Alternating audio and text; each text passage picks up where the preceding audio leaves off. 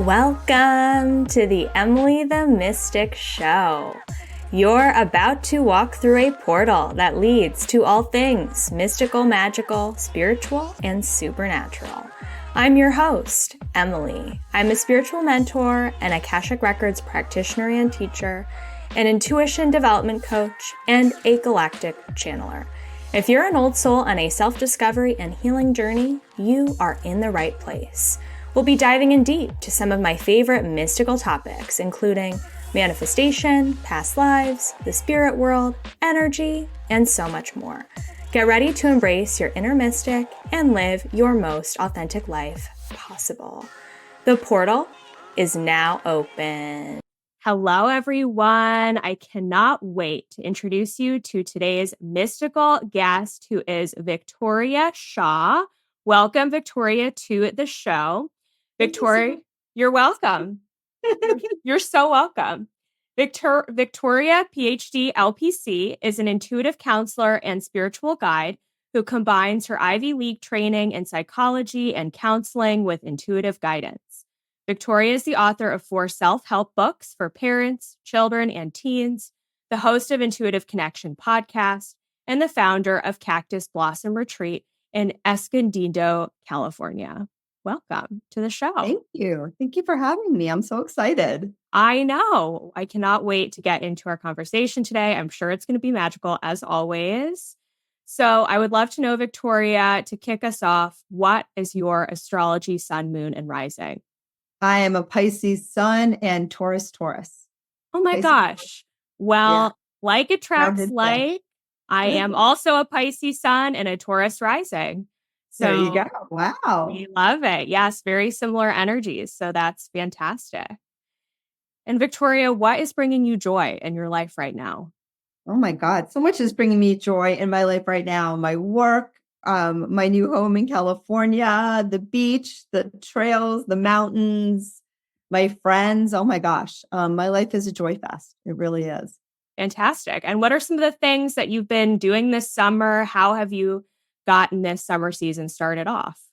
Well, San Diego is interesting because we don't really get summer until about August, because where I live, we get the marine layer. So it is still, this is actually, I think, like our winter, because it gets really cloudy and gloomy, but we've had a beautiful one so far.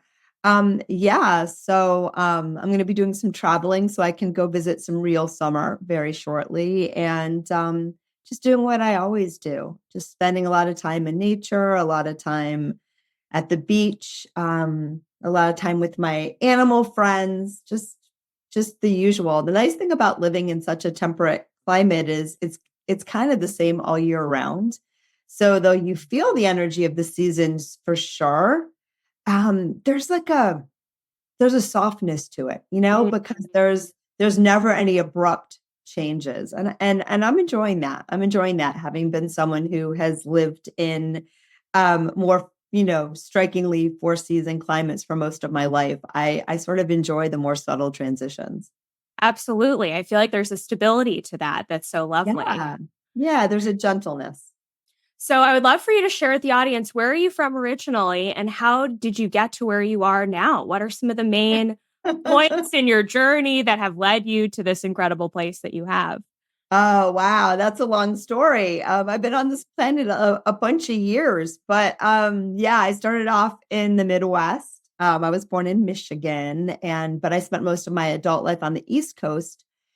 And my journey really led me, I started off very academically. I have a PhD in psychology and studied at really fancy schools and all of that.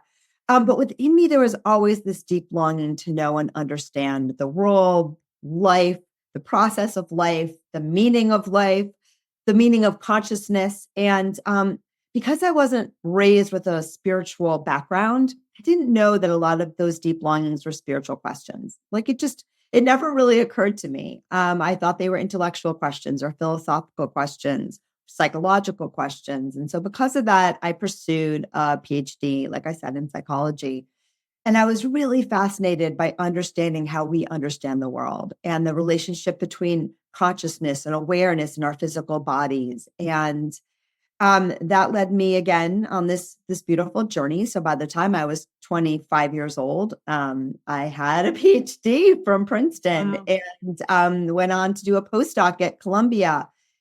And I got to that end of that journey, and my passion was gone. My passion was gone, and I didn't recognize it at the time. It took me a while to understand kind of what went wrong. But what I understood at the time was those big questions that I wanted to ask and address were not questions that people were really looking at in the lab, and that's what psychology was. It was all about the research. And I didn't really love doing research. I mean, I'm not against it. I love people. I've had many scientists on my podcast, and I'm a scientist in many ways at heart. But for me, it wasn't interesting anymore. So I took some time off, and I started my family. And it was through that journey that I really kind of rediscovered my North Star, because my kids were struggling. And I was struggling to be the parent that I wanted to be. And being a mom was so important to me. And so through that desire to support my kids, I started being introduced to all this wacky out of the box stuff that I never knew existed. I had this great pediatrician who was very out of the box, who I chose for the sole reason that when I had a conversation with him and interviewed him, I felt like he listened when so many other doctors did not. And I was like, ooh, I can have a conversation with this guy. I don't care if he's all wacky, like he's my man. But it was a brilliant choice because he introduced me to this whole world of energy healers. And even things like acupuncture, and cranial sacral therapy was out of the box for me because I'd just never been exposed to any of it. And so because of that, I just started, and medical intuitives and astrologers. And each time I went with one of these practitioners, it expanded my understanding of what was possible. These things were really helpful. They really worked. And the message that I got again and again and again and again from everyone was that, you are highly intuitive. This is your calling. This is your path. Do something about it. And so finally I did. I listened and I started to develop my intuition. I realized then, and most certainly now, that everything I was ever rewarded for in my life, including all of the things that my intellect took credit for, was 1,000% my inner knowing. I was a channeler my whole life. I just didn't know that's what I was doing or that's what it was called. And when we make that commitment to align with and awaken the gifts of our soul, it guides us. It guides us. And we start to connect with our own unique magic. And that's how it was for me. And so since that moment of deciding to reconnect with my inner wisdom, which was never gone, I was using it all the time. I just didn't do it deliberately or intentionally because I didn't know that's what it was. Everything about my life changed for the better. I follow it everywhere, sometimes like this, my soul is not blind, but my human self sometimes needs to understand that, I'm going to take a step before I know where it's going. And, I've never looked back. Oh so my that's, gosh. I love that.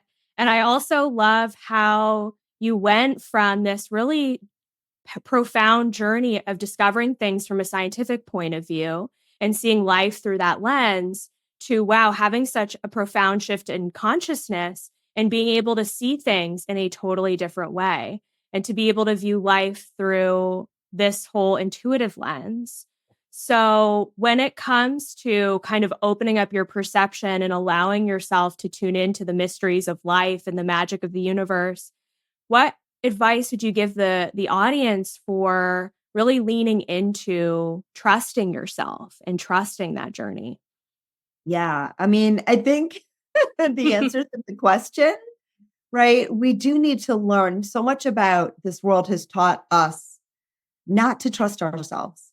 Yeah. Early on, we are taught to distrust ourselves. How do you know that? You don't know that, like this is the only way you're allowed to know things, a child that intuits maybe mom is having a rough day and mom is pasting on the smile. No, everything's fine, dear. So we learn to distrust our inner knowing. And we all learn to do it in various ways. You go to school, and in school, you're taught this is how you can know things. This is what you can do things. We're taught to distrust what brings us joy, right? Yeah. You shouldn't want to do that right now. You should want to do this because this is, what you get rewarded for.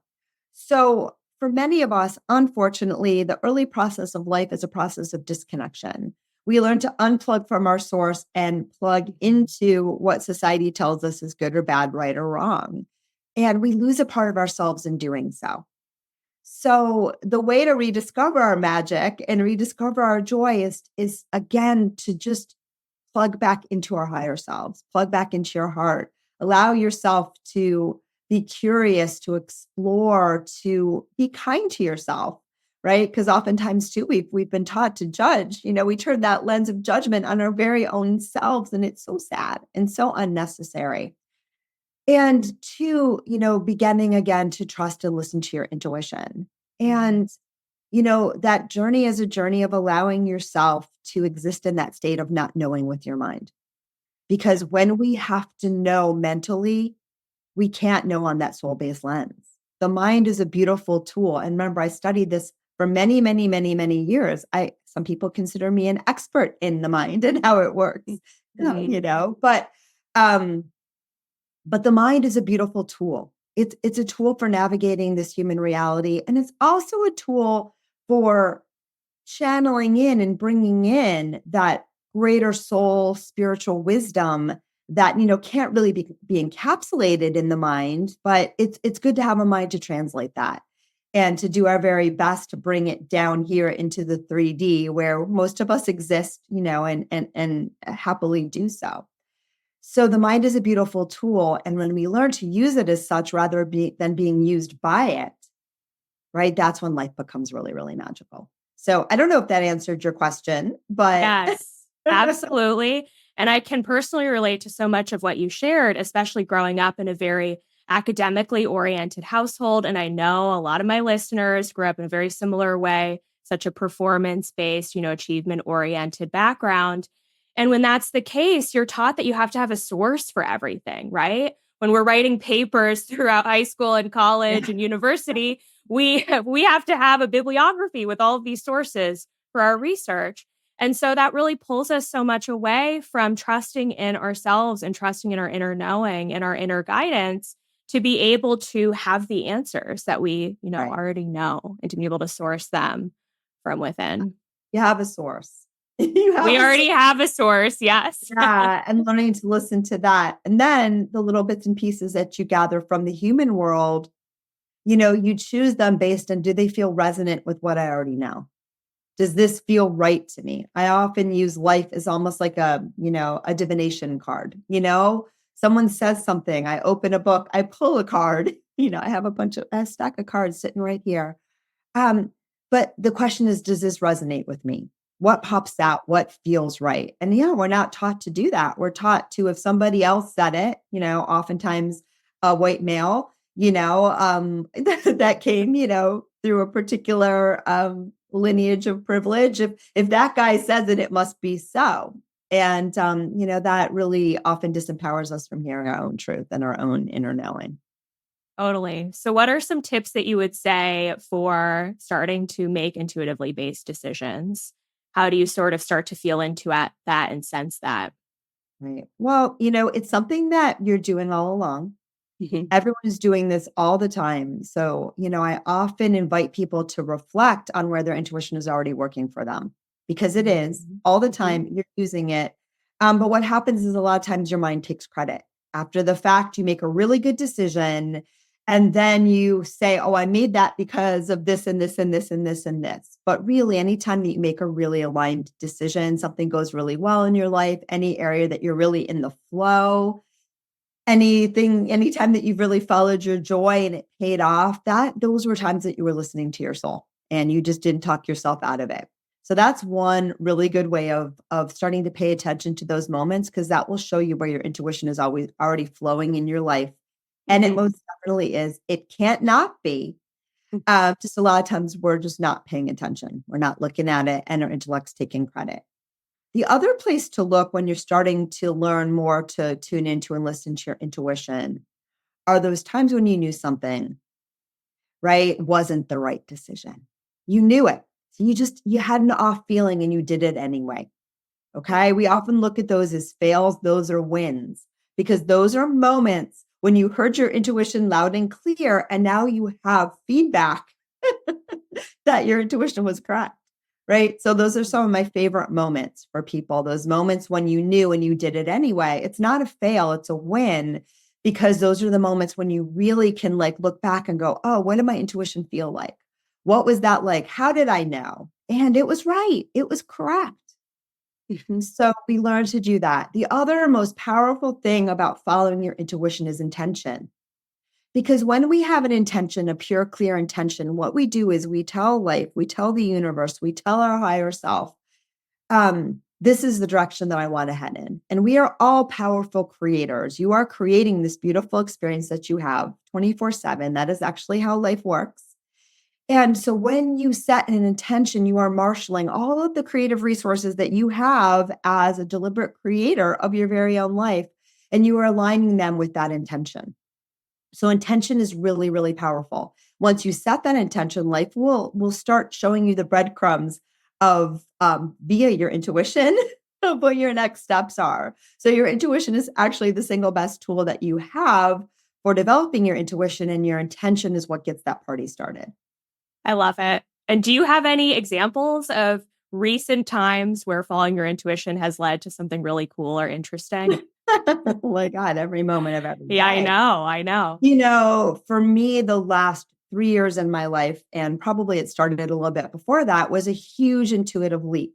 And it's, again, I don't recommend this for everyone or as a starting point, but I think it does show you how, when you get to that place of just listening to your intuition, it can be really magical and powerful. And I don't use the mind decision making facility so much anymore. Well, my guides are kind of messing with me. Of course I do, but I am willing to listen more deeply and following big choices. So for me, in the last 3 years, I made the decision to move cross country, start a brand new business that I really did not have any idea was. I just followed the breadcrumbs of that new business, leave a 30-year-long relationship. Wow. So a lot of really big changes, and they all came from that inner knowing. So obviously some of them were easier than others. But really one of the best examples is Cactus Blossom Retreat, which is my new business here outside of San Diego. And when I made the decision to move to California, it was over a couple of years. And, it seemed like an abrupt choice to some people. But for me, I was hearing the nudges and whispers over probably about 3 to 5 years before I made the move, which was a good thing because it was a big uprooting. I was leaving a house that I loved more than anything. I thought was going to be my forever home. So happy there, raised my family there, built my business there. It did also come eventually with the untangling of a year long relationship. So good that I had a little bit of time to get used to that. But I just kept hearing these whispers and nudges. It's time to downsize. It's time to move closer to the beach. And one of the things that I've learned about listening to my intuition is that, I didn't jump all at once. Sometimes we get these little whispers and nudges and we feel like, oh, okay, what do I do? What do I do? And, intuition doesn't work that way. Sometimes it's very gentle. So I listened, I tuned in, I took a couple of exploratory steps, but nothing felt right. Nothing felt like the time. So I kept listening. And then in 2019, I took a trip to LA. First time I was there. And I was seeing some clients while I was there remotely, while I was staying on the beach. And I was thinking, I like this. I could do this. I think I want to move to California. I think it's going to be time. And, in the summer of 2020 was when I made the firm decision. It came to me. I was working with another healer. That healer said, Victoria, I think you should move to Southern California now. And I said, yeah, I think now is the time. So it was the summer of 2020. I made the decision. At that point, my partner was on board and, I couldn't travel. So I started looking at, places online and figuring out where I wanted to be, settled on San Diego, started looking at real estate on Zillow, and I couldn't decide. It's a funny story. I couldn't decide, do I want to live near the beach, which is what I was feeling a calling, or do I want to live more in land where I can have a bigger space? Because I was coming from a pretty big property. Connecticut sort of built differently than California. So you can have a pretty big property within, a bike ride to the beach. But I wanted to be like walking distance. And I saw this property that was sort of inland and actually in the same city that I bought my property in. And I had this thought, ooh, maybe I could have a retreat center. And if I had a retreat property, well, then that would be a business and I could have both things. So that was the little gem that my guidance got my attention with, right? Came to California, hired the realtor, told him the plan, found my place at the beach, spent most of my budget on my place at the beach because California real estate turned out to be really expensive. But the nudges didn't go away, right? So I kept listening. I come here. I don't know that it's everyone's dream to have a retreat center. I don't know that the retreat business is booming. I don't know anything. I just know that the whispers and the nudging isn't going away. And so, I ended up buying a second property. I ended up like jumping off a cliff with a blindfold, hoping that, I had wings, which so far, I have not crashed and burned, right? So that's the way for me. I've listened to my intuition. Things have lined up. Signs have happened. We're now in our first year of business and, we're almost fully booked for the year. Wow. So, yeah. And not only that, but I think too, sometimes, we always view everything as a success or failure from the human lens, meaning, am I famous? Did I make money?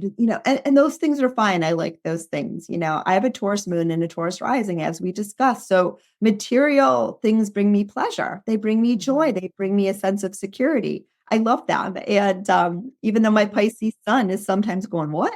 I totally get it. Like my Taurus moon is like, sweetie, you need this. It's okay. Yes. Enjoy the soft fabrics, yes. and your silk sheets. That brings you joy. Right. Mm-hmm. So Taurians like their material things. So I'm not against that. I relish in all of the beautiful things of this material world.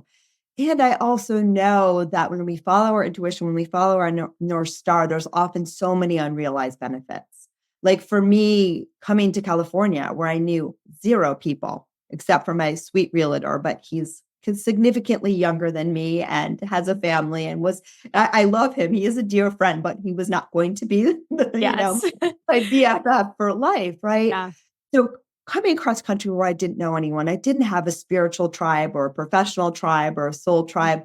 I will tell you how many friends, dear friends I have made because of my journey with the retreat center. Because pretty much everyone in San Diego was totally fascinated by the fact that I had a retreat property. And hey, I'm going to come do yoga at your property. Even one of my best friends used to manage high-end Airbnbs on Kauai. And so we connected through that. So sometimes too, we don't know how all of the pieces of our lives will line up if we let go of trying to figure it out and just let our soul guide us. And that's how it's been for me 1,000% on this journey. And, though I definitely have made some steps that have been pretty outrageous, I wouldn't change a darn thing. Oh my gosh. I love everything you shared. And I really want to emphasize the piece that you said around how your intuition will speak to you and you have to listen to it subtly and just surrender to it and let it come through. But you don't always have to take action on it immediately, right away, here, now. Sometimes the fear mind will tell us like, oh my gosh, I have to make this giant leap, right now I have to do it.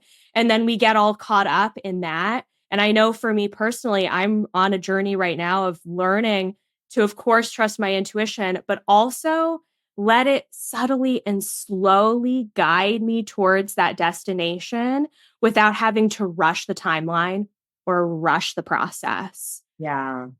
Yeah. Your intuition is infinitely patient. And again, the moment that it says leap, and by the way, you can ignore it and you'll get more prompts because it's, I always say intuition is your spiritual GPS. And if you've ever driven your car with the GPS on, because now we all have that, most of us have that technology, and you get off at the wrong exit or you pass your exit, it'll just reroute you. It'll always reroute you. And sometimes too, you've gone so far that your whole intention will change and you'll be like, well, since I missed 12 exits, now I'm going to go somewhere else instead.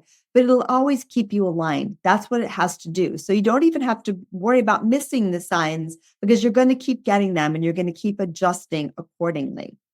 But yeah, as soon as we go into this fight, flight, or freeze, I have to figure it out now. We have lost the inner nudging. And sometimes too, what we think is our intuition isn't even our intuition. It's our mind. It's the, how many people moved in 2020 that have already moved back, right? Right. Such a good point. At the time that were like, I had one client I remember, and they moved 3 times during that period, 3 times, because what they were looking for in the outside world, right? They thought, "Ooh, I'm gonna find that place to live, and I'm gonna have this peace and calm inside," and that's backwards, right? It was the peace and calm inside, and the next set of desires that I had that were just more easily birthed on the West Coast than they were on the East Coast. It wasn't like anything was wrong with my life in Connecticut. I loved Connecticut. Going back there next month, and it's my home. It's where, like I said, where I raised my family and built my business. And yet, at a certain point, I was just ready for something more. And, but oftentimes too, we move, we act because we're trying to avoid something. Yes.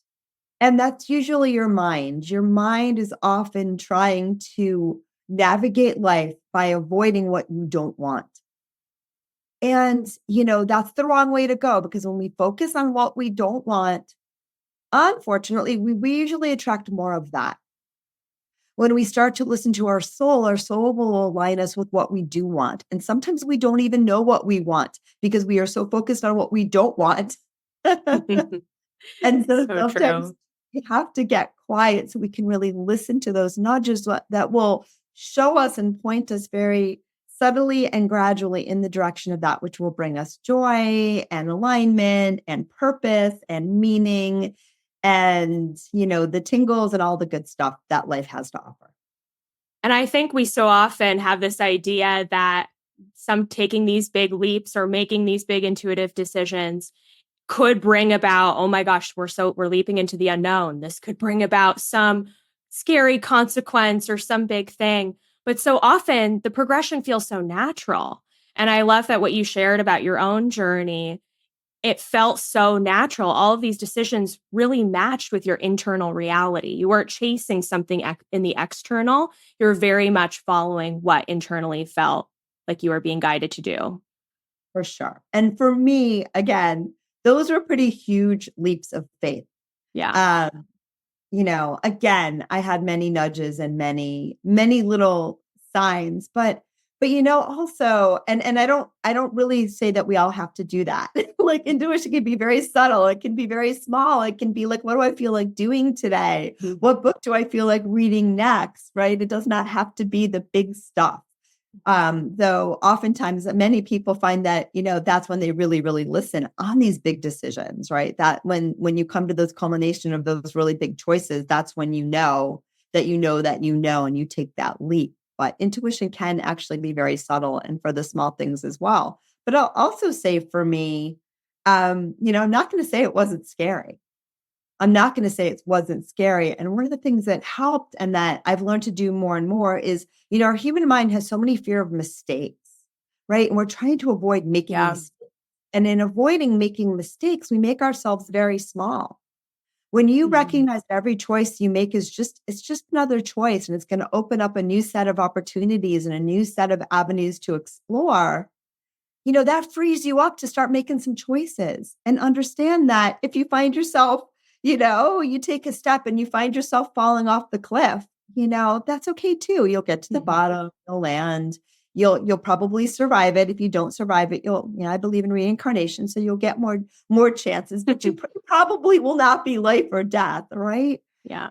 You'll pick yourself up and you'll say, oh, I found myself here. This is fascinating. What do I want to do now? And when we can start to look at life from that lens and understand again, that GPS system will always guide you wherever you find yourself. I think we free ourselves up for a much more comfortable and joyous and aligned relationship with the process of life, because we're not just living in fear all the time. We're freeing ourselves up to make decisions big and small, knowing whatever we decide, it's going to be okay. It's going to be Absolutely. okay. Absolutely. Always just fine. I'm a huge proponent of teaching that. So I love that you just shared that. And I want to switch gears a little bit because a lot of my listeners are moms with kids. And I know you work with intuitive children and helping our kids work with their intuition. So I would love to know, especially because we're talking about living an intuitive life, how do you start to show the way for your own kids or working with kids in your clients' lives to helping them learn how to make those intuitive decisions from a young age? Love that question. First of all kids are born intuitive. Yeah, So we're all born that way. And then over the course of our lives, we are taught not to listen. So you as a parent have a beautiful opportunity to keep that connection alive for yourself and your child.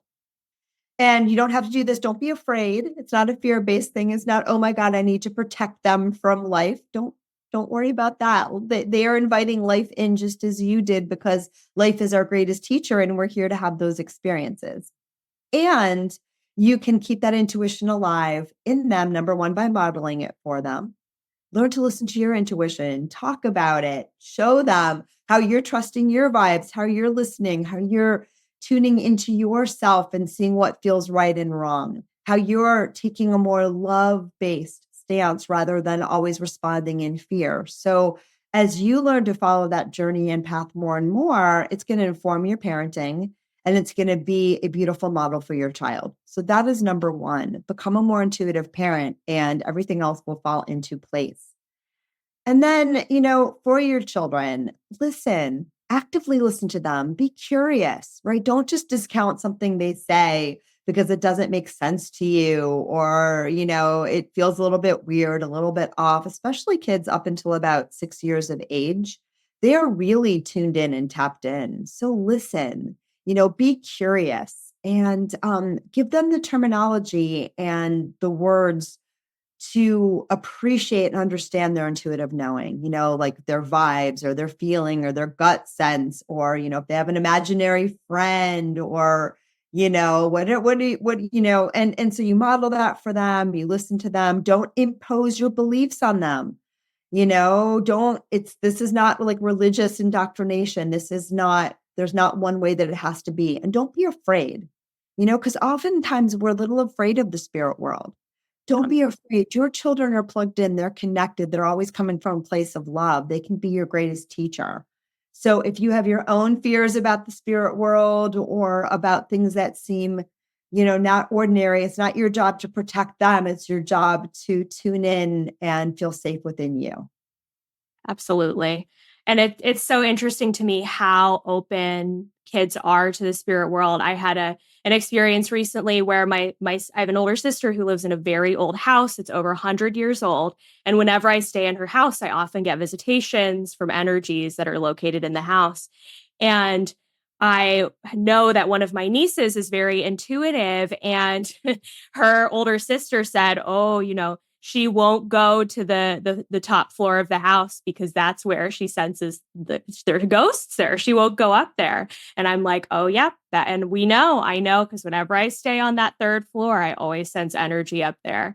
So I think it's so interesting how our kids are picking up on so many things already. And so what recommendations do you have for validating our kids' experiences with that? I think it's really important that we teach our children to trust and hone their vibes, but also there's nothing to be afraid of. There's nothing to be afraid of in this world. And again, if you don't want to go to the third floor because that's not resonant with you, by all means, don't. Mm-hmm. But, teaching them that you don't have to plug into that channel at all. We really don't. We can plug into our highest guidance, our highest things, and treating fears in the spirit world the same way that we treat fears in the human world, like letting our children know that they're always safe, that they're always loved, that they're always okay, and that nothing can really, really hurt them, right? Nothing unless you give it that power. So that's really the first thing. And then that's another question. So re-articulate that so I make sure I don't miss it. Uh-oh.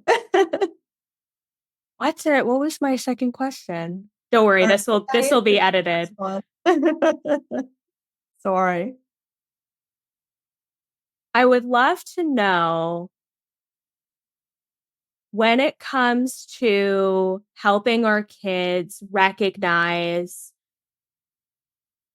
their own connection with the spirit world, how can we facilitate that and help them be open to that connection without fear? Right. So again, they are open to that connection without fear. Yeah. They come in open to that connection without fear. They can't possibly be afraid of that which they know is their divine source. We, on the other hand, may have some fear, right?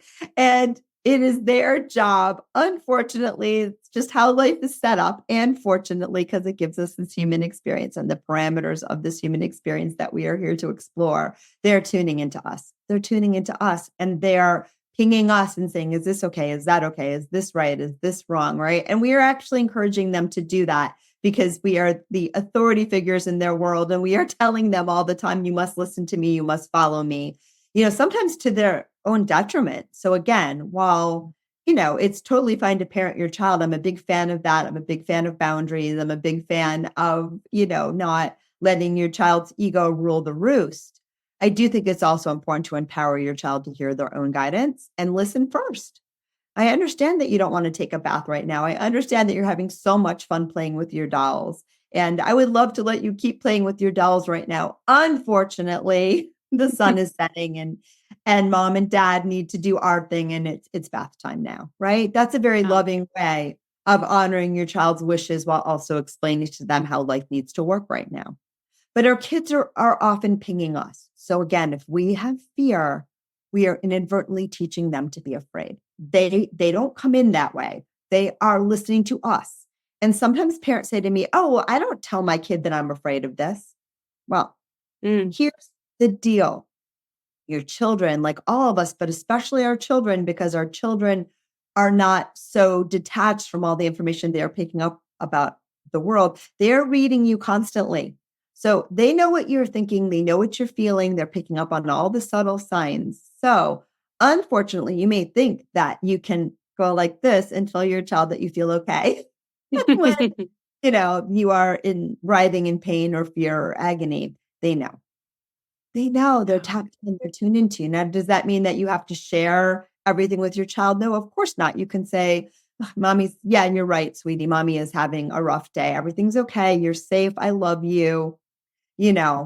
But yeah, feeling a little, you don't have to share all the details, but you can validate their experience and you can let them know that even though, mommy might be a little nervous about something, you're going to be okay. You're going to be okay. Fine. This is my thing. This isn't your thing and it never has to be. Right. And that's the way to help them maintain that connection and deal too with your own fears, right? If you're afraid of the spirit world or you're having a rough day or you're longing to work through your own, things around your own intuitive and spiritual connection, get the support that you need because, that will help your children. And that was my story, right? I wasn't the mom I wanted to be because I had some emotional garbage, that I was working with. So I attended to it. So I dealt with it. So I loved myself through it. And in so doing, it helped me be a better parent. And, that's, I think, what we're all really here to do. Absolutely. And I think it's so important to remember, too, that as a mom, you are also human. So the journey isn't going to look perfect and it's not going to be perfect. And I think sometimes I know the clients that I work with who are moms worry so much about showing up in such a way that we're attending to and addressing our kids' needs and validating all of their experiences and approaching parenting from such a perfectionist point of view. And I think it's also important to remember that you're also human. You're going to have your emotional moments. You're going to have your ups and your downs. And it's okay to let your kids see you, in that light because you're learning just along with them. Absolutely. And again, we want to be our authentic selves in all aspects of life, particularly parenting. And that doesn't mean that you share information with your child that's not developmentally appropriate. You don't say, yeah, I'm really mad because your stupid father is cheating on me, right? Don't do that. Yeah, right. Of course. Right. Get the support that you need, but you can say, yeah, mommy's have, you can, and they'll let you know. Right. Yeah. Sometimes they'll know that you're hurting and they'll want to sit on your lap and get a hug, right now. And you can do that. Right. And yeah, you don't ever need to be perfect. We can never be perfect in the way our mind wants in human form. the good news is you're already perfect. You're already perfect. Your soul, your spirit, your true self can't help but revel in its own perfection. That is all it knows.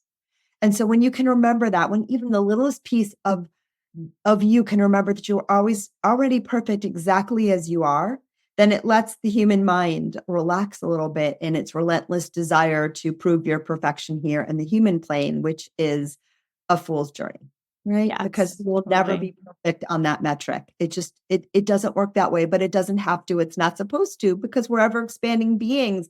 And the process of exploration is the whole fun of being here. So true. So well said. Yes, we are here to explore and enjoy and experience it all. Yes, ma'am. So I would love to know, what do you have going on in your business right now? What exciting things are you working on? What are you cooking up? So many fun things. I have my podcast, the Intuitive Connection podcast, 4 years running, 200 plus episodes. So you can check that out. We have amazing guests. I do a lot of it's mostly a solo episode. So a lot of me teaching, and I do readings. So that is really fun, completely free.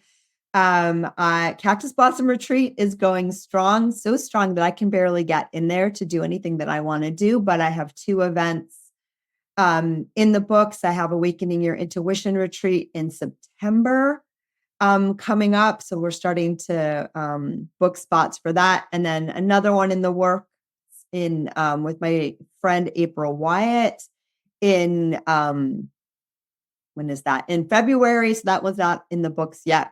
I mean, it isn't in the books, but it's not up. It's not, you can't sign up for it yet, but you can save some dates. It's the last weekend in February. What else do I have? I starting a TV show. That's coming. And yeah, my next online class is the Enlightened Empath. So that's for those of us that feel into the feels of others, which is particularly challenging now in these times when everything is just so very stirred up emotionally, both, in our individual lives, but also the collective. So that is the class that I teach periodically to help us align our empathic nature with those higher sources of wisdom, because I believe that empaths are really here to anchor in the higher vibrations, that we are coming into the new age or the 5D or whatever verbiage the new earth, whatever you want to use. That's what really our gift is for. So the Enlightened Empath is a class to help you do that, and also to just navigate life from a more joyous lens rather than feeling weighted down by the pains of the world. So that's coming up, and that is starting in July. You can find that on my website. Boy, I have so many things going on. And then I do intuitive readings and coaching sessions to clients all over the world. And you can find out information there too. It's all on my website, which is my name, Victoria Shaw, SHAW, intuitive.com. So victoriashawintuitive.com.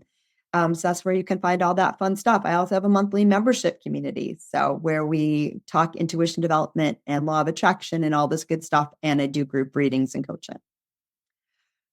Okay. Ooh, we love it. So many amazing things. And yes, if you want to do a retreat, our space is available for rental too. Fantastic. And I highly recommend the podcast. It's so much fun. So everyone should check it out. And Victoria, I would love to know, what does being a mystic mean to you? Being a mystic means listening to your soul.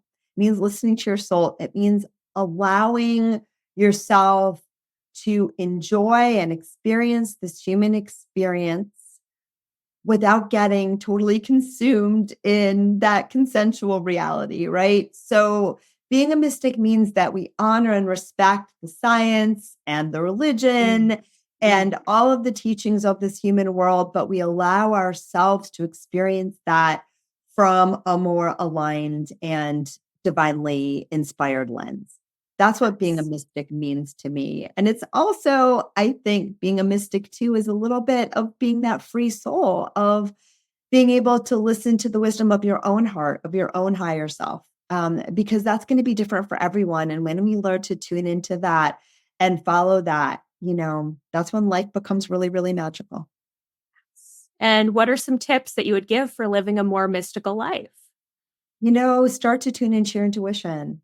Start to trust it. Start to, align with that power. Be who you are. Be free to be yourself. Listen to yourself. Follow your joy. Allow yourself to feel what you're feeling in the moment. Don't try to be what you think you should be. Be who you are in the best possible way and love the crap out of yourself, no matter where you are in this moment, because that self-love, that self-acceptance, that self-allowing is the fastest way to back to your well-being. So I think those are sort of the tools and strategies that I teach that really, really help. And for me, again, intuition has always been that glue, that central force that's helped me align with my own North Star. And thank you so much for sharing your wisdom today with us. I mean, you gave us so many profound tips for following your intuition on this episode. So we're so grateful to have you here. Thank you. This was so much fun. I love this. And I'm so glad we got to chat. Me too. Yay. Thanks again. And we'll chat soon. And before I close the portal today, I want to remind you that there are still spots available for my incredible all-inclusive fairy retreat experience happening in Asheville, North Carolina from October 3rd through 6th this fall 2024.